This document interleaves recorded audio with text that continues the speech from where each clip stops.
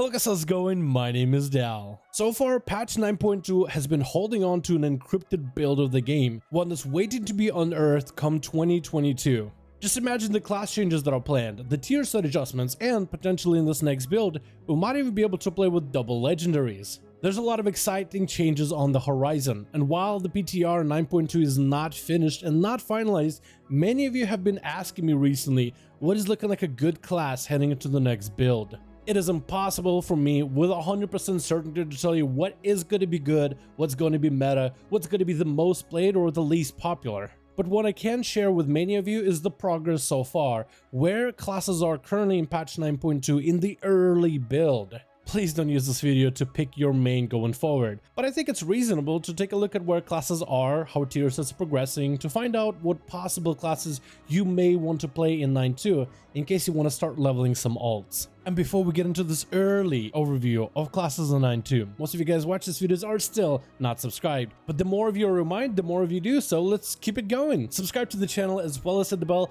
if you're watching these videos anyway, especially if you want to get regular videos like these where we take a look at classes in the patch 9.2. The first class to start with will be the Death Knight, one I'm very excited for. The Frost tier set is looking to try to bridge the gap between the playstyles of Breath of Sindragosa and Obliteration. These two playstyles are completely different, and you have players that favor one build over the other. So hopefully they'll be able to satisfy both parts of the Death Knight gameplay. Going forward, Frost Death Knights might actually be using different weapon enchants. Your 4-piece will provide a regular debuff of Razor Eyes on your target, which means Frost Death Knights might have to run a different rune if they dual wield their weapons. This could be interesting and cool as long as the other runes can compete and we don't have to run like a normal weapon enchant like everybody else in the game. The early look at Unholy is looking pretty favorable. Some of the changes that go on with the 2-piece and 4-piece tier set bonus are looking really good. The Execute favorite playstyle will likely be good in raids as long as there's no bosses like Sylvanas who don't have any Execute phases. The tier set is lacking a bit on AoE, but Blizzard could fix that easily by making the ghouls that you summon explode, which will be pretty cool. We'll see if they end up changing the tier set in the future. So far, Blood DK tier set has been strong, but maybe even bugged strong, as in there's a bug that may make it way better than it currently is. But it does give this tanky spec mitigation to deal with damage better and even improves on the damage you do, which is awesome to see. Even though we can't test them, some of the double legendary options that Death Knights have are looking really good, though it might make certain covenants way better than others. Overall, I'm very excited about the possibilities of what Death Knights could do in 9.2. Though I feel like for a spec like Frost, it has been weaker in the past and it might need some class tuning going forward before the build is released. Then we have Demon Hunters. There's some good stuff in there, but there's also a bit of turbulence, primarily for the heavy Demon Hunter mostly having to deal with the tier set. Their tier set focuses to buff the damage of Blade Dance, which is an interesting ability. Depending on how you build your Death Knight with talents or what covenant you're running, some use Blade Dance often and others not so much. Some players have suggested buffing other abilities like I-Beam, Immolation Aura, or even Chaos Strike, but that also leads to problems where then other covenants and other legendaries become better. It's just kind of like a weird spot where Demon Hunter is at, where certain covenants and legendaries augment certain playstyles and abilities. I'm expecting for them to rework the tier set completely to be more interesting because some of the other classes and specs have far more interesting and intricate playstyles the tier sets offer, where the Demon Hunter is just like a buff with a proc chance. I don't think it's even a damage number issue. I think Demon Hunters will be fine by the time 9.2 releases on the damage front, but the tier set I think could be more interesting and intricate like what some of the other classes have gotten. The planned version for the Vengeance Demon Hunter tier set looks awesome. The cooldown reduction elements I love and will give the Demon Hunter a bit more defensive plus offensive values all at once. The double legendaries are going to be huge for Demon Hunters, though it might narrow the choices that you have of which covenants are good. And for some players, having choices is really important heading into 9.2. Druids are going to be pretty quick and easy. Guardian looks amazing. It's a hefty, good tier set. I think if the tier set doesn't change, Guardian Druids are securing their dominance in Mythic Pluses until the end of time. The Restoration Druid tier set is going through reworks. It's not a bad tier set, though many Druids have become accustomed towards a hybrid base build. A lot of Druids nowadays will jump in cat form or boomcat form and contribute to damage in raids and dungeons. And some of the other healers have the tier sets that facilitate being able to heal, but also to do damage, where the Restoration Druid one so far is just focused only on healing, which we're hoping will be addressed in a future build. Wimkins so far have been a pretty dominant range DPS in Shadowlands, and their tier set doesn't look bad at all. It might create opportunity for some really weird rotational play using certain legendaries, which is expected as some tier sets are looking to change the playstyle, just hopefully it won't be a playstyle that feels bad and awkward to play. The Feral Druid tier set is looking to provide extra single target damage as well as extra AoE, which can be a lacking aspect of Feral Druid gameplay. I don't know if this changes enough to make Ferals better in AoE, and hopefully they'll see some class tuning to make them better in things like Mythic Plus. For every Druid spec, double legendaries are going to be fantastic. A lot of them already utilize Night Fae and the Kyrian legendaries as is, so adding on an extra Lego for your class base is going to be a huge buff. The Vente legendary got nerfed slightly, but it's still expected to get a lot of play. The Necrolord legendary though definitely needs a bit of a rework in order to be more viable and competitive to the other Covenant choices. For Hunters, starting with Beast Mastery, their tier set isn't bad. It's not super complex, but it does create some janky rotational gameplay when it comes to trying to use the tier set in AoE. For Survival Hunter tier set, you get a lot more grenades, which is amazing with the Wildfire Infusion gameplay. Without Wildfire Infusion, this tier set heavily leans into cleave and AoE damage while providing a little bit into single target. Marksman tier set has a nice balance of both AoE and single target. It gives you better damage for rapid fire and aim shot, and it lets you choose which one of those abilities you want to use depending on the legendary synergy that you choose to run, the Covenant that you choose to play, while also giving you free cleave on any of those abilities on a secondary target. I think some of that flexibility that our marksmanship has might need to be reapplied and redone for some of the tier sets for BM and maybe even survival. Since there's no further class changes, we could talk about double Legos, and those will be pretty influential for Hunters, though I think their Covenants are going to be more specialized. Some will be better in pure single target, while others will create incredibly good value in things like Mythic Plus and AoE. Then we have Mages, and they get some interesting tier sets. Starting with Frost, your abilities have a chance to trigger Comet Storm, and any Comet Storms also put a debuff on your target. This means if you use the talent of Comet Storm, it also gains the benefit of this tier set. It's weird that the tier set has a fascination with Comet Storm, and it's unique and cool, and I kind of like it, and I want to explore it more, but Comet Storm is a weird ability that can actually miss your target. It doesn't track your target, it'll just throw down Comet Storm on their last known location. So if your tank moves the boss at the wrong time, your Comet Storm tier set bonus could just miss and not work. The Fire Mage tier set is a very familiar combustion focused playstyle which will obviously synergize with the Night Fae Covenant. And even Arcane tier set is pretty cool, focusing more on single target funnel damage with a bit of cleave. Though a lot of suggestions have been given towards the 4-piece as the current setup just doesn't seem strong enough. I do wonder what kind of class changes and tuning Blizzard might implement for 9.2 because mages are pretty good in 9.1.5. But in 9.2, the double legendaries could be exciting. A lot of cool possibilities going forward, though each spec of mages has a Covenant that they prefer. Because of this pre-existing preference, unless the Covenant legendaries change, then you probably will end up playing the same Covenants in 9.2. Overall, Paladins are looking like a really strong class. The Prot tier set is pretty good, provides you a little bit more mitigation towards physical damage, while also offers you some offensive gameplay. If this tier set is tuned correctly, it could be really good, though as of this moment it's pretty bugged. And then there's Holy, and we've been down this road before. Cooldown reduction on wings was really popular back in Ny'alotha for BFA. More wings means more healing, but also more damage, and that just becomes a really good tier set for such a flexible, powerful ability. The Retribution tier set has been really buggy and needs a lot of work, and that's all we can really say. But it does seem to want to build you a little bit more sustain or random moments of burst throughout in between your wings, which is kind of like sustain. Once cleaned up, I imagine this could be a pretty good tier set going forward. And double legendaries are going to be extra big, as a lot of the Paladin specs already use coveted legendaries as part of the base gameplay. I think it's fair to say that the class of Paladin looks pretty good, but the separate specs of Prot Red could be good if there's enough tuning. Holy, I think, is a no-brainer really good because more wings means more value. Then we have Priests, and so far, not a lot of class changes, mostly just tier set tuning. This version of the Shadow Priest tier set is a little bit more simple than the original implementation, which is good, because Shadow Priests are kind of busy already in terms of their basic rotation. So far, the expected playstyle going forward for Shadow Priest is potentially a pet-heavy build, as a Necrolord together with a Mindbender legendary. This looks interesting by itself, like a Beastmaster Shadow Priest, but in movement-heavy fights this would be amazing. Normally priests struggle with movement, but when your pets can do all the damage for you, or at least majority of it, that could be incredibly good for those specific scenarios. So far the only change for Holy Priest has been their tier set. It's not a bad tier set, But unlike some of the other tier sets in the game, it doesn't really solve any issues of the Holy Priest. It's a fantastic healer whose strength is in sustained raid-wide healing. Unlike the other healers who could do damage while healing, Holy Priest can only choose one or the other.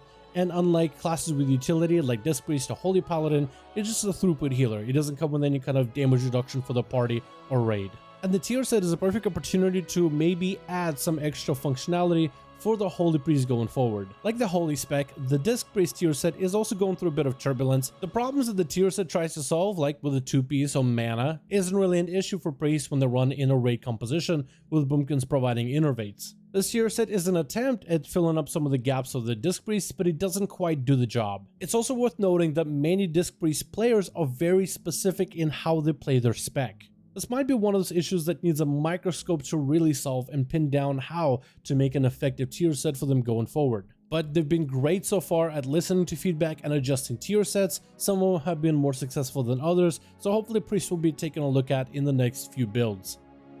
As of recently, I've been enjoying my Monk a lot, and they've been super fun as all 3 specs. And some of the tier sets going forward are looking absolutely good. Brewmaster is getting that good tank goodness, a little bit of damage, a little bit of self-survivability, and it does help him deal with the intake of magic damage by giving him a bit more health and healing.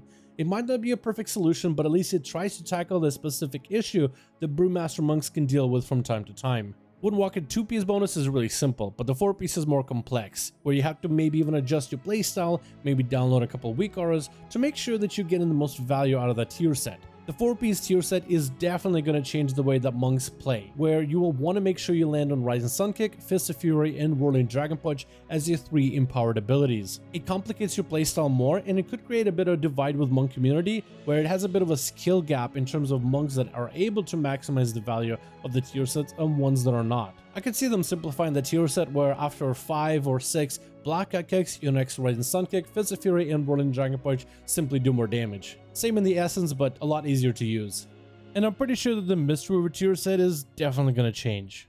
Currently, I don't see this version offering anything that monks are lacking. Throughput healing is not an issue for them at all. So hopefully they have something big planned for the new years, but monks haven't really been addressed so far, and I think a good tier set is all they really need. As for double legendaries, I think that's going to be a pretty big strength of monks. There's a lot of cool options and playstyles that you'll get to experience once you unlock double legendary functionality. Then we have the Shamans. Starting off with Restoration Shaman, their tier set is the ideal tier set of Blizzard listening to the community feedback and adjusting based on that feedback. And even this tier set I think is a work in progress. It isn't perfect and it's not finalized by any measure, but it's a great example of them taking players' feedback and adjusting accordingly. This is something classes like Holy Priest, Disc Priest, and Mystical Monks definitely need.